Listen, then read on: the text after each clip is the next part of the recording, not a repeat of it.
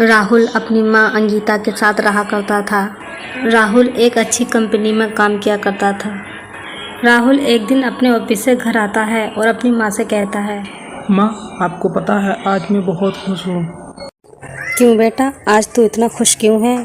तुझे आज कोई खुशखबरी मिली है क्या? हाँ माँ, आज मेरा प्रमोशन हो गया है। और पता है माँ, मुझे इससे बड़ा प्रमोशन मिलेगा और इसके लिए मुझे नेपाल जाना पड़ेगा। और मैं जब वहाँ से आऊँगा ना तो मुझे एक बड़ी नौकरी मिलेगी। अब आप बताओ, ये खुशखबरी है या नहीं? सच में बेटा, ये तो बहुत बड़ी खुशखबरी है। अच्छा, कब जाना है तुझे नेपाल? बस माँ, कल ही निकलना है। अच्छा बेटा, मैं वहाँ तेरे साथ नहीं रहूँगी। अपना ध्यान तुझे खुद ही रखना है। और हाँ, वहाँ की लड़कियों से दूर ही रहना है। मैंने सुना है वहाँ की लड़कियाँ बहुत तेज़ होती हैं। आप भी कैसी बात करती हो माँ? और अगले दिन राहुल नेपाल के लिए निकल जाता है। और जब वो नेपाल आता है तो नेपाल के एक बड़े होटल में ठहर जाता है। वो अपने ऑफिस के काम भी शुरू कर देता है।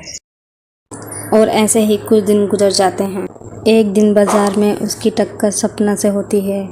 सपना बहुत खूबसूरत और सुंदर लड़की थी और राहुल सपना को देखकर पूरी तरह से उसका दीवाना हो जाता है और उसे फिर देखता ही रहता है।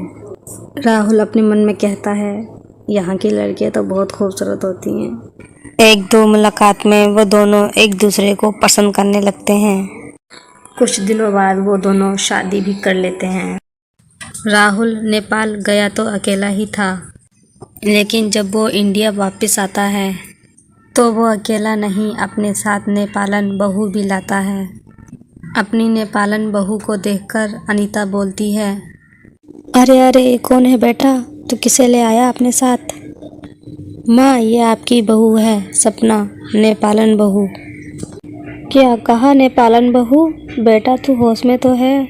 नालायक, मैंने तेरे लिए कितने सपने देखे थे। तूने मेरे सारे सपने एक झटके में ही तोड़ दिए।